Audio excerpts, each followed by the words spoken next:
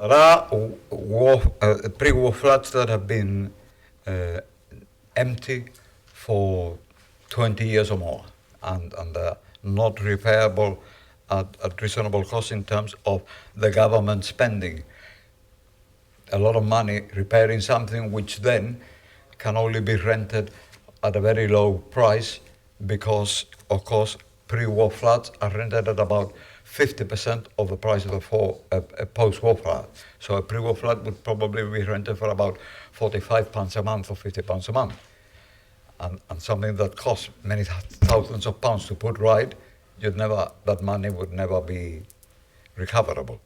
So in the past, many of those properties in the past have been put on the market, and what has happened, in fact, is that mainly people from outside Gibraltar have sort of basically paid for the land rather than for the building, and therefore, what has then happened that these have entered the private sector free market, where, for example, the latest figure that I have seen for a 20 square meter bed-sitter is £169,000, which is over £8,000 a square meter, and which is out of reach of many ordinary, workers who earn £30,000 or £40,000 or £20,000. That kind of money, they can't afford that. So I believe, in conjunction with the Minister for Housing, that we could make better use, instead of finishing up with money going to people from outside Gib and making some people very wealthy and aggravating the housing problem, that we came up with this idea that if there is a non-profit-making company that will produce homes for people for them to buy at a more attractive price, at a more competitive price, then that is what we're going to be doing with as many as possible of those derelict buildings. So this is really the starting point. The reality then is that this concept is not the same as what has been done so far with the 50-50s, where sooner or later they finally reach a point when they then go into the private sector, and then they go into the level of open market, and then again they're lost to people on smaller incomes. So the idea is that these flats, once bought from the company, can only be sold back to the company. There will be no period of time after which it will become a free property to be sold to the highest bidder. It will always remain controlled. And therefore, the condition for buying one of these is that the person that buys the property either releases an existing government rented property, which can go to somebody else on the waiting list, or is a person on the waiting list that will come off the waiting list on the purchase of these properties. And therefore, it is something that has not been tried before. It is at this stage experimental, in the sense that we don't know how much demand there's going to be for this, but I am hoping to be able to supply perhaps as much as between 50 and 100. At the moment, with the £1 million that we made available, probably we're talking about between 7 or 8 apartments being produced. There's going to be a lot of public interest.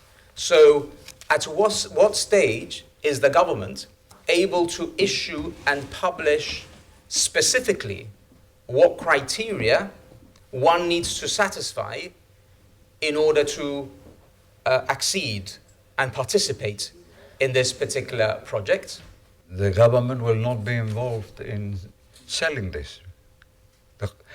The government, that is the savings bank, is providing Gibraltar community home ownership with funding to do things with the conditions that I have explained, which the government supports, because the funding that we provide from the savings bank is for things that are in the public interest in Gibraltar in terms of infrastructure or providing low-cost housing, and this is a scheme of low-cost housing. So the company will sell at a price that covers their costs and a minimal profit, and the servicing and repayment of the funding from the savings bank, the flats. And it will be put on a state agency webpage, right, where the owner of the webpage, as a way of supporting what is being done, has offered to the company to put these properties there at no cost to the company.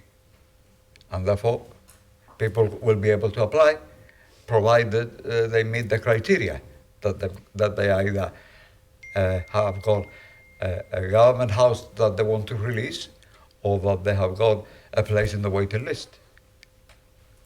And that is what will happen, and we'll see how much demand for it. I mean, we don't know really whether this is something that is going to find thousands of people wanting it, or dozens of people wanting it, until we test the market. Mm-hmm. So clearly, I believe that there will be a demand, but at the moment I don't know until it's tested. So that's a position.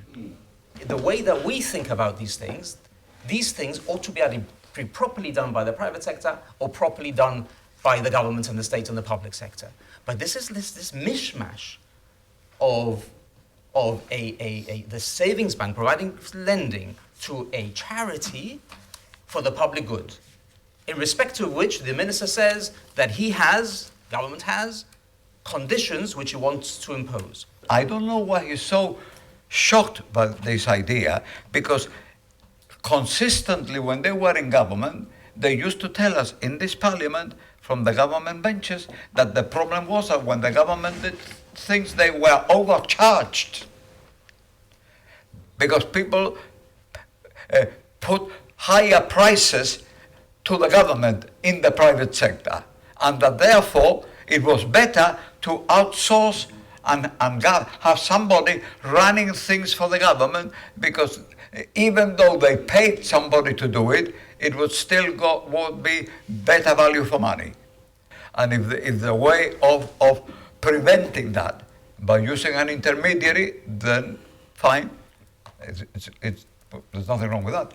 But of course, I'm here to provide information. I'm not here to seek his approval. So if he doesn't approve of what I'm doing, or he doesn't like the way I'm doing it, okay, well, we're back to differ, and that's it. But I'm giving him, in fact, the information that he says I should be making public, well, I've made public by telling him what is that the company is going to do. The company is going to say, if you are interested in this property, people will want to see, they will want to look and see if it's value for money. They are, in many instances, these houses are in very inaccessible places from to get at, because it's the old part of the town that has been neglected for so many years. So that may be something that makes them less attractive. But I think people who've got more limited means will be, glad of an opportunity of being able to enter the property market at a much more level than is possible at the moment. And this will be coming in at prices below the 50/50s. Let's say, for example, let's put a price on it, that you buy a property for 200,000, and in 5 years' time your family is much bigger, so you aspire to buy somewhere else, you've got to sell back to the company. That's the only available purchaser. How's that going to work in terms of price? Is it that you're only going to be able to sell back to the company at the price that you bought it, or at an elevated price, index linked or something like that? How's that going to work?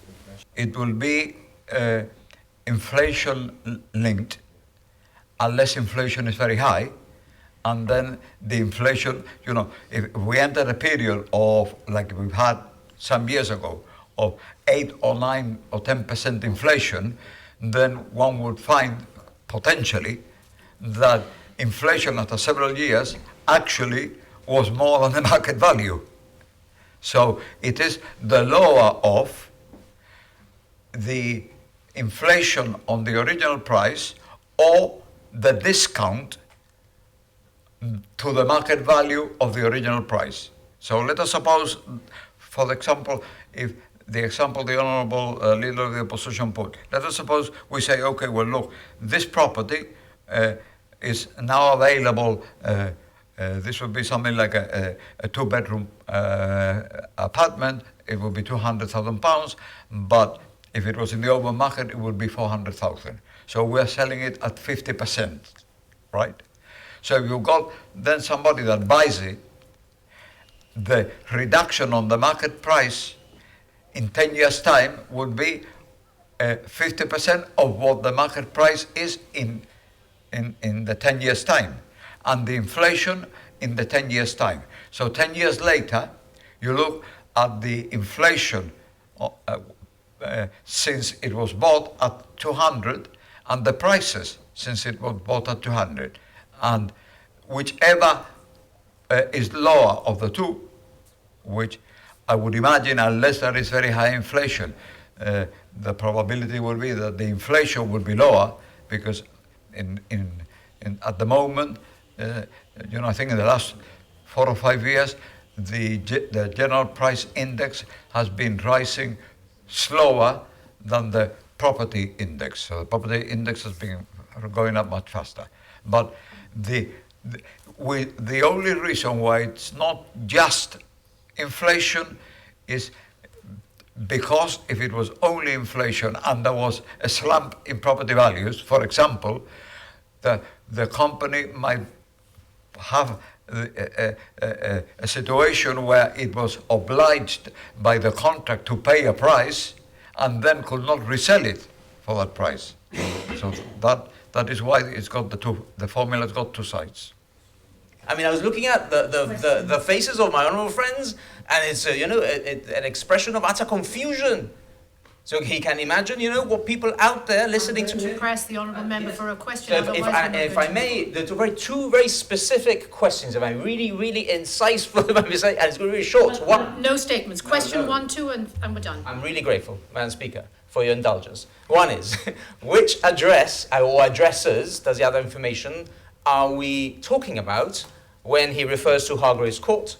And secondly, and finally, what state agency, as he described it, is going to be providing in its webpage? I mean, he's incredibly upset, and is also incredibly susceptible to confusion. I'm sorry for him, Must be life might be very difficult if he suffers from those two ailments. The company is going to produce what I have told him to assess the market. Who the generous owner of the estate agent is not his business. It doesn't matter who it is. If there are 20 and one of them has made this offer, why is it a matter important that he should know who of the 20 it was? Because if it's not, he's going to be confused and have a sleepless night. Well, I'm sorry for him. The problem with giving to the honourable member information, where I think I go beyond the line of duty of what I have to produce is that, well, however, they've got an insatiable appetite. The more I give, the more they want. The more detail, this is like trying to understand quantum physics. It's never ending.